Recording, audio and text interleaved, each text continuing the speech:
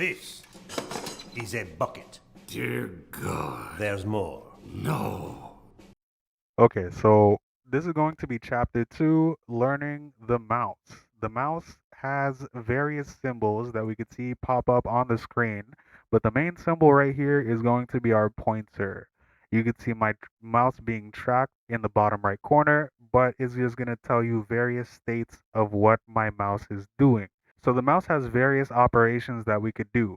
We could left click, or if we're using a trackpad, we could click with one finger on the left side of the pad. We could right click, which will usually bring out this menu that we could see right here. Depending on various other things, we could open up this menu to do various things. We could also have the middle mouse button. This isn't going to do anything right here, but if you're on a page and you hold down middle mouse button, it's going to let you scroll through the page a lot easier. We could scroll up and down through the page. We could also scroll left and right while we hold down middle mouse button. I'm going to show you that in a minute. Some mice have more buttons than others. We can see them pop up just like these, where it has X1 and X2. These are forward and back mouse buttons. Not every mouse has these, but some do. So now I have my file explorer open right here, and I'm going to show you various things that we could do with it. Also, to open our file explorer, we're going to go down here into this yellow box, and this is where you're going to see all your different downloads and various things of that nature. So, let's say for example, I wanted to move this file. Okay, how would I be able to do that? Or let's do some various operations, right?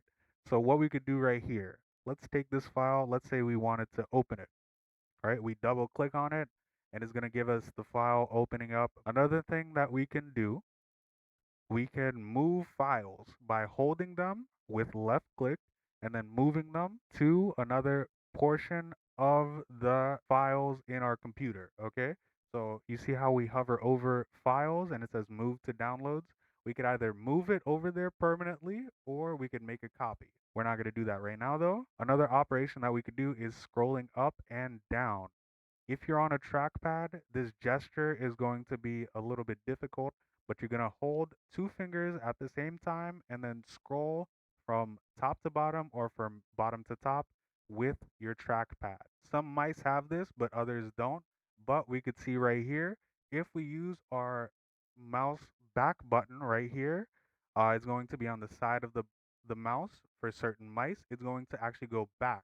We also have a forward button here. It'll make you go forward if you click the forward mouse button. So what are some various operations we could do on a web page, for example? One of the things that we could do is use the scroll wheel or the scroll gesture if we are using a laptop. So we could go up and down through the page. We could hold control and change the size of the page and scroll up to make it go up and down like this. So you see how everything gets bigger and smaller. You could do that by scrolling up and down with the mouse wheel. And we could hold the middle mouse button like this and scroll up and down. If, for example, you have a really big web page like this, you could hold the middle mouse button and it'll scroll left and right if you move it just like this. Now, how do we copy text with the mouse alone? Well, what we could do, we could start by highlighting the things that we wanted to highlight, okay?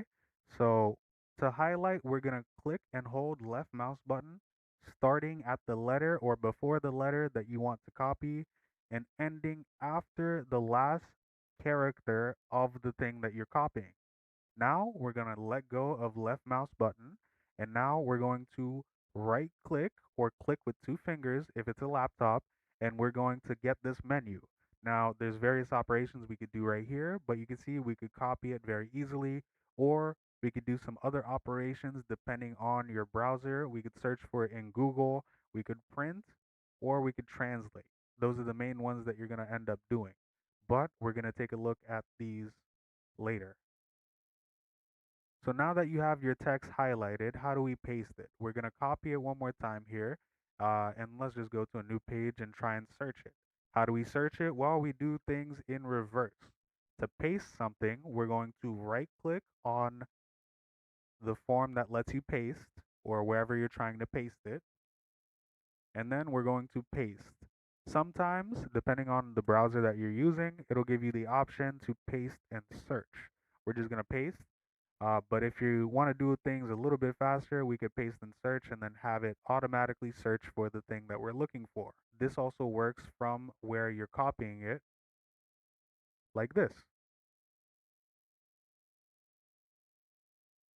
So another operation that a lot of people didn't know that they could do is actually drag and drop text. I'm going to show you how to do this. We're going to move this from here by highlighting, and we're going to hold right click one more time, and now you should see the selection is able to move. So if we go into the search bar right here, it's going to highlight whatever in the search bar and it's just going to replace it. Okay? Here's a couple tips I'm going to give to everybody.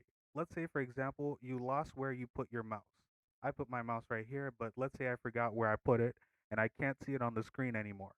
So, what I could do, I know this little trick works every single time. I could just drag my mouse all the way in the top left corner, and I know the mouse will pop up just like this. Now, why does this work? Anytime you have a mouse on the left side edge of the desktop, it can never go past it, like you can see right here. It'll never go past it if you go in the top left corner, but it will in all the other corners. So another thing that I want you to be able to do is if, for example, you're still having a lot of trouble figuring out where your cursor is, you could actually go into your accessibility settings and finding mouse and pointer by searching it down here. And you could change various accessibility settings like making it bigger, putting a circle around it. You could give it a trail, or you could do various other things that make it easier for you to actually find the mouse on your screen. So now with this video, I hope you should be able to use your mouse with full functionality.